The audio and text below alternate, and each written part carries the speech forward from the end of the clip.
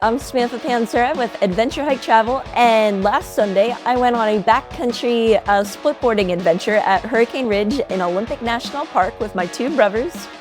And we tackled both the Sunrise runs and Maggie's runs. And in this video, I'll take you through the highlights of our trip, share the mistakes we made along the way, that way you don't have to, and give you some tips to make your day in the backcountry as smooth as possible. So if you're planning a trip or just love backcountry adventures, stick around.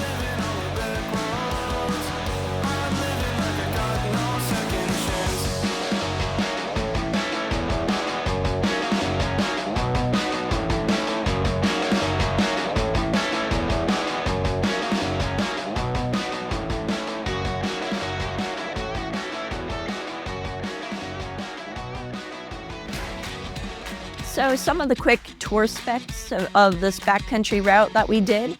To do both Sunrise and Maggie's at Hurricane Ridge or following along our same GPX tracks, which I'll have in the link in the description below. To do this route, it was 3.7 miles and we gained 967 feet of elevation gain. And we rode down about 1,017 feet. Max elevation we hit on this tour was 5,446 feet.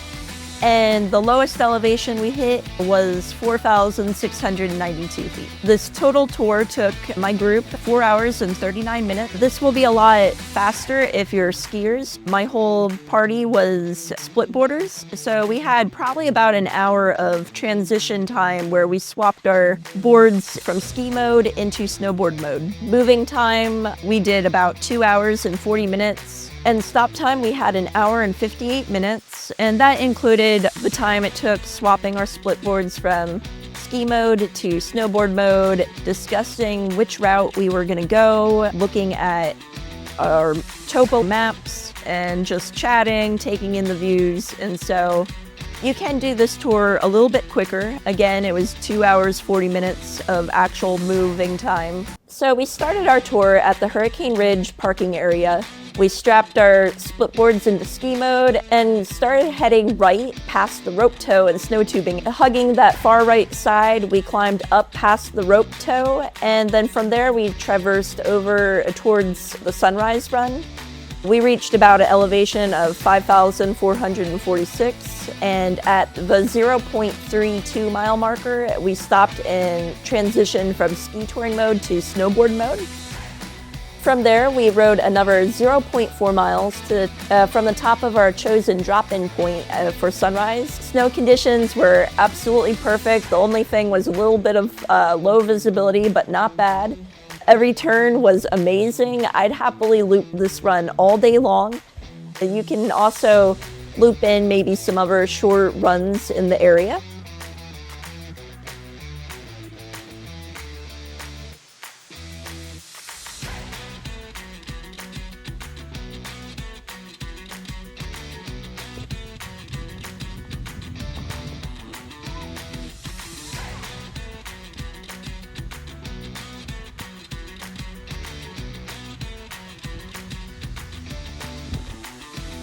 What's up everyone, Robert, Jason, Samantha, Adventure Hike Travel, going for lap 2. Let's go. This is where we just came down from. Oh, well, let me turn around. There you go. So right here is where we did a little bit of a failed attempt. After our run down Sunrise, we continued down the road a bit to this GPS coordinates that I'll have in the link below. We hiked up several hundred feet until we hit a point where it was just looking a little bit too steep and sketchy to continue. And so we decided to swap our split boards back into board mode and ride back down to the road. And those were some fun turns. If you just wanted a short and sweet little run, you can always do that. But you probably would be better off just sticking to Sunrise or Maggie's or choosing some other runs where you can get a little bit of a longer ride for your effort.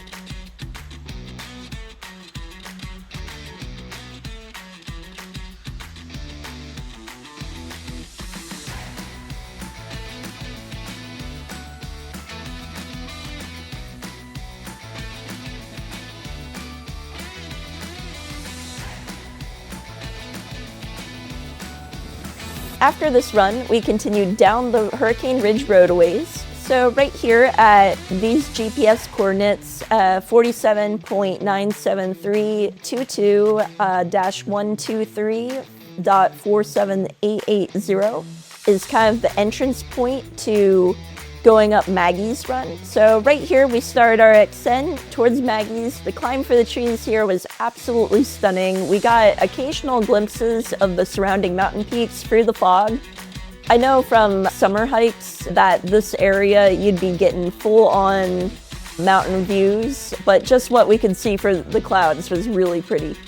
Maggie's Run was probably my favorite section of this entire tour. It felt like you were riding through like a winter postcard. The slopes in this area are relatively low angle, helping reduce the risk of avalanche, which I appreciate, especially being newer to backcountry splitboarding.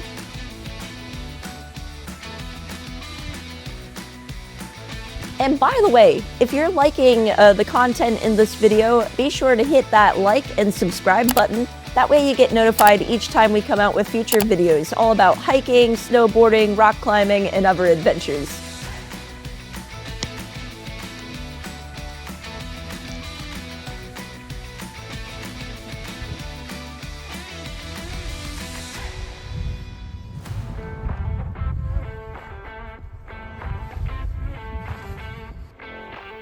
Okay, so dropping into Maggie's on our ski tour at Hurricane Ridge, at the 1.76 mile mark, you can see that location in the GPX tracks.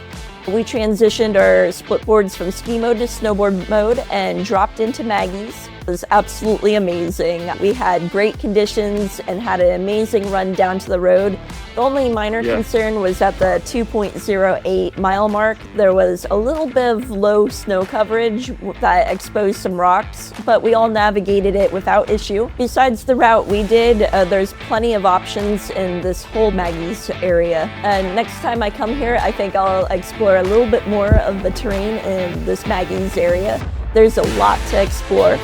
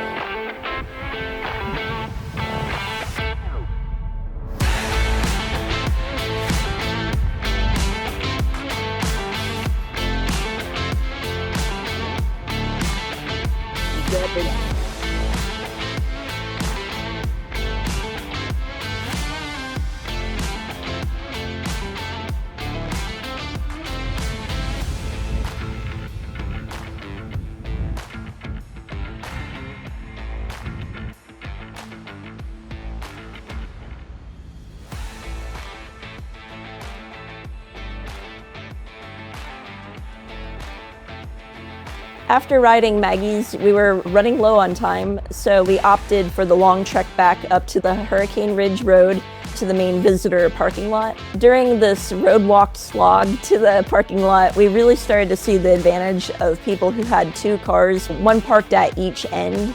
Watching other skiers hitch rides back to their cars and wave at us as we hiked back definitely made it clear how convenient it can be. If I had just one vehicle though, I'd probably stick to exploring the Maggie's areas and its adjacent trails. Despite the limited time and only getting in 2.5 runs, it was still an amazing day in the backcountry. If you're looking for a quiet backcountry ski or splitboard tour with epic views, incredible powder, I highly recommend giving this route a try.